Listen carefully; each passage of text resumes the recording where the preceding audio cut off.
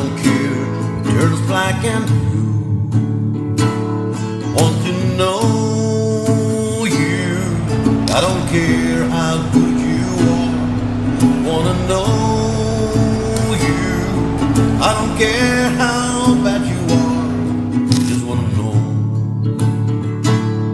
who you are.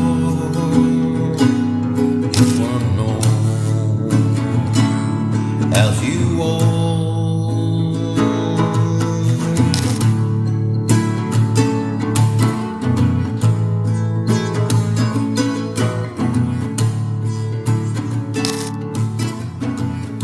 Dilip, you are a seeker. So what is your search all about? Well, a seeker is not just seeking for a particular thing. I'm not trying to find out from many that one thing that I'm looking for. I'm just looking maybe for myself. Searching for that person that I was when I was born, and not all the trappings of education and family upbringing, family values, social, religious, and political, impositions or indoctrinations that baggage I carry. So I'm trying to unlayer myself and search out for that me that actually would relate to the worst case scenario, and then hold on to that guy and bring that person up available for the best case scenario. So more or less, I'm not targeted to one particular thing, because I'm just exploring and I'm just eager-eyed, wide-eyed for any kind of information that I get. And whatever I find on my way when I'm walking on the road, it's like a roll of a dice. Take it from the next place, take it from the next place. Yeah, that's more or less what I'm seeking for,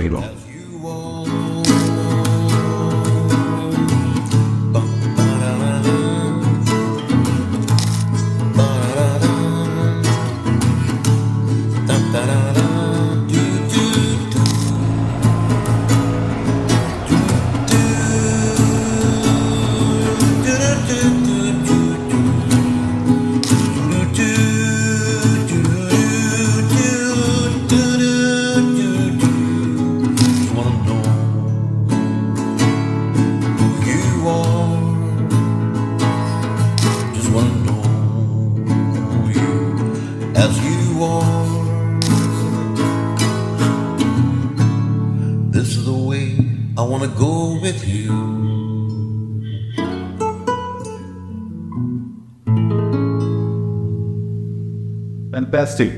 You do a lot of work with the people. You are a social worker. You have to travel a lot. You have to, face a lot of challenges, and that brings in stress. That's true. Moments which are low, moments which might tire you. So exactly how does Dilip deal with stress? Music. Sky's not so blue all throughout the day. Birds don't sing when it rains hard all day. Seas don't stay so calm all the time. Time is not so sweet like the evening chime. Time is not so sweet all the time.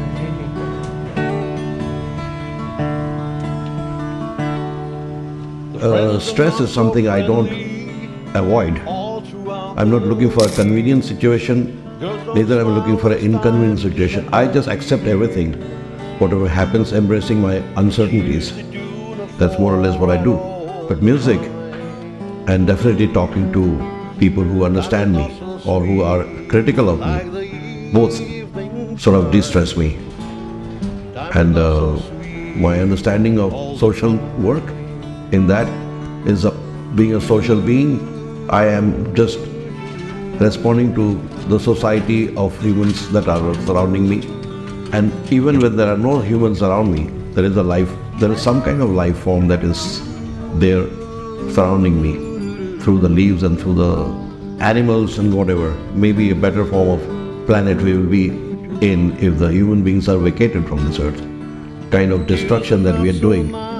But we should stop thinking that we are destroying this earth. We are not that entitled to think that we are assuming that we are the ones who destroy the earth. This earth can do better without us, and if we are there wanting to be in this earth, let's just behave as and how Mother Earth requires us to behave, Time will remain sweet all the time.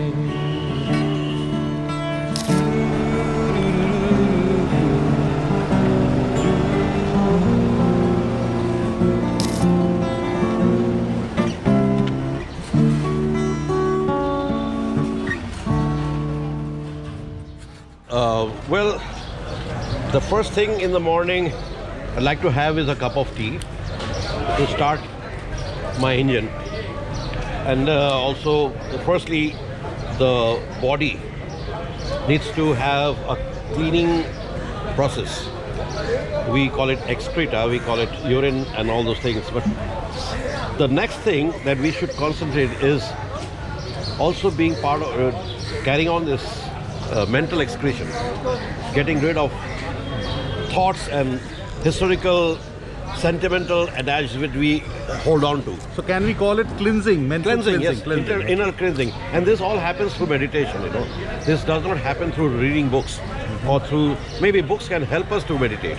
Okay. But books will not tell you, now you read me and you're meditating. Books may tell you how meditation can help and how to meditate, but books is not going to be my path shower, in that way. So what is Dilip's, And then- staple diet for a good breakfast? My understanding, good breakfast, I'm a very British man when it comes to breakfast, very Bengali when it comes to lunch, Okay. and little Punjabi or international when it comes to dinner. Yeah.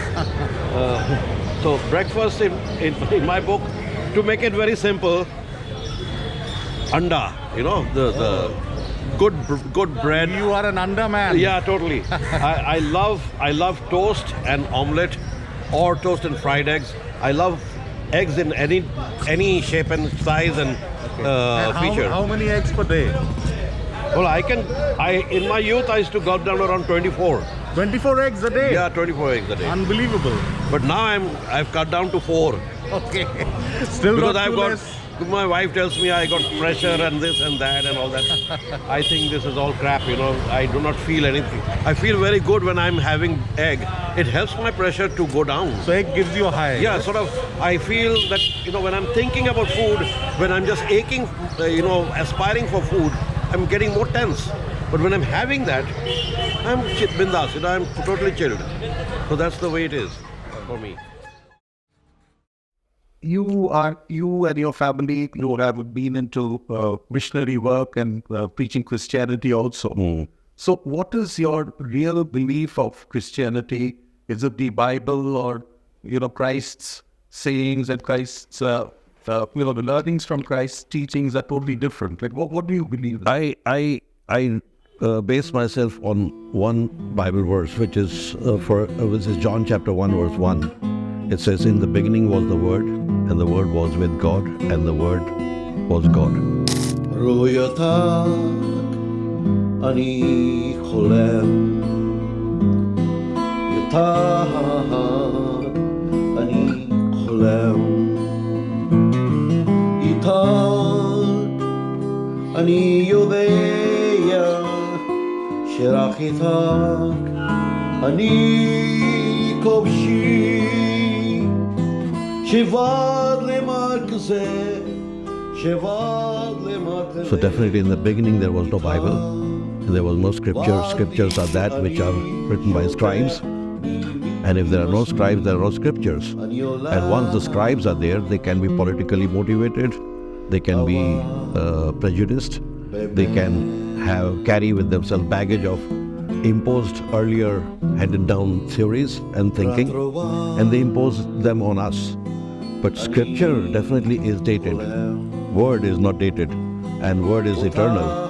So if that is what is in the beginning, I'm more or less looking for that which is in the beginning rather than what has been given to me through books and manuals. So I relate back to Sanatan that way, that has no form, no limitation that we are surrounded by in physical form. What is God to you? Who is the ultimate guru to you? First of all, you cannot conceive God because He is limitless and we are limited in this way. We can only imagine, we can only work on that which has been given to us, and more or less those kind of parameters on which we are working is that from our childhood we are told that this is what it is, this is what it is, and this is what it is. So we are brought up in a Christian way or a Hindu way or a Muslim way. I am brought up in a Christian way, knowing that Jesus is the only way, the truth and the life. And so God becomes the equivalent of Jesus Christ for me. And but I understand that the Spirit of Christ is not exactly that physical form of Jesus or the physical form of a particular concept. So I am more or less thinking in terms of what is pure and what is undefiled. It can be dirty, but it should be pure dirt. It can be clean, it should be purely clean. A heart which is unlayered, I find God there. I don't see the abuses or the foul-mouthed young guys walking in the road, but I see the heart and I find God there. Life is eternal. All life is eternal because it comes from God. That is what I would like to believe. I do not know. I am still a student. Maybe when I die, I will learn more. But life, if it is from God, then it must be eternal. Whether it is in a flower, whether it is in a worm or in a bacteria or in the human being or in an animal. And so we are actually beings who merge from eternity, and we are proceeding towards eternity. In the meantime, we have this thing called the body, within which, when we arrive, it's called birth, and when we depart from this body, we call it death. A very simple equation for me, because life is continuous. It is a never-ending cycle. Features anyone who is in the search of the omnipresent finally aims at self-actualization, which is also called nirvana.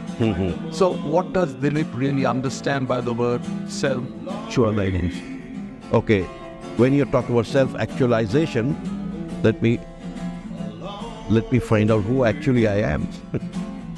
Who I am in the actual way, So once I am unlayered, and worst case scenarios always bring out the true me. Like I have been in flooded situations in Balurghat in Malda area.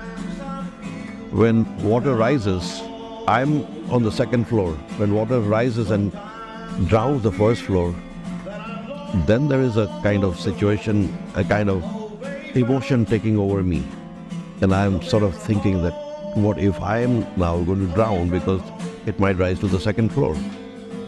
I've even heard people being swept away and holding on to logs of wood, trying to survive. I've even heard the cry of children who have been holding on to the lungi of their father, and because of the rush of the water is been so strong and the father holding on to the tree, the lungi sort of came into the hands of the children. They were desperately holding, and they were swept down the downstream. And that save me kind of cry which faded down, it's something that defines who I am. In that situation, what do I do and what do I feel? And I feel that definition of life changes with me being surrounded by conveniences and inconveniences. Actually, inconveniences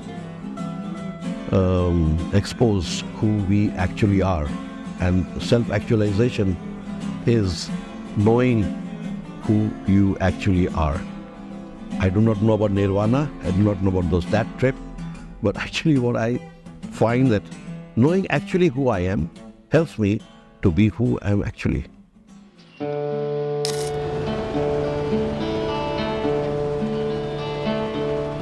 I cast all my cares upon you.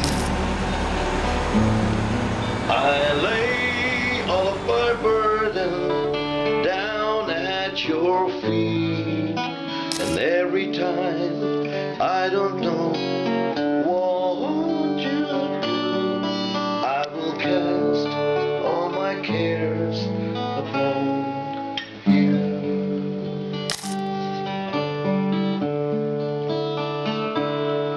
I cast all my cares upon you.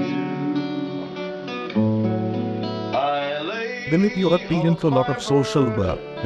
What really motivated you to getting, you do it professionally also, you have an office, and so what exactly motivated you to be a social worker? Well, social work has been motivated in me through watching my grandfather, watching my father, being with the downtrodden people of this earth.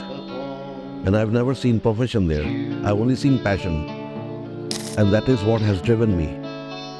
Profession came later on when people started to join in with me, and it was more or less like an organized situation that helped to reach out to the people in distress. And it's not that they are lower than me because they're in distress. It's just that I am more privileged to hand out those help or provisions to them that they would need at that time, which I might need in my time.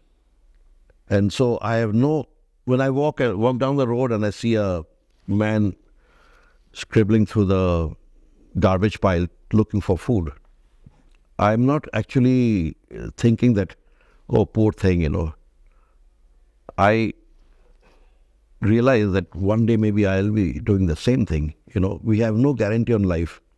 We have full guarantee on death, but there is no guarantee on life. But we invest so much on this fleeting thing called life, and we are so, arrogant about pushing death away, in every different way. So social work has always meant being very socially connected to the people who are working. And those working class of people, they are sort of my gurus, like the people who you saw in the morning with the dhobis and think of them waking up in the morning at 4 o'clock, beating those clothes on those stones. And every day they're doing the same thing. Their hands become completely water and chemical soaked. The skins are different. I would not imagine them picking the guitar. But I'm privileged that I'm not that way, but I'm doing this. And somehow I would like to go there and sit and sing some of the stuff that they would like to enjoy, the qawwalis and the, Bhojpuri stuff, But I'm sorry, I do not know many of them.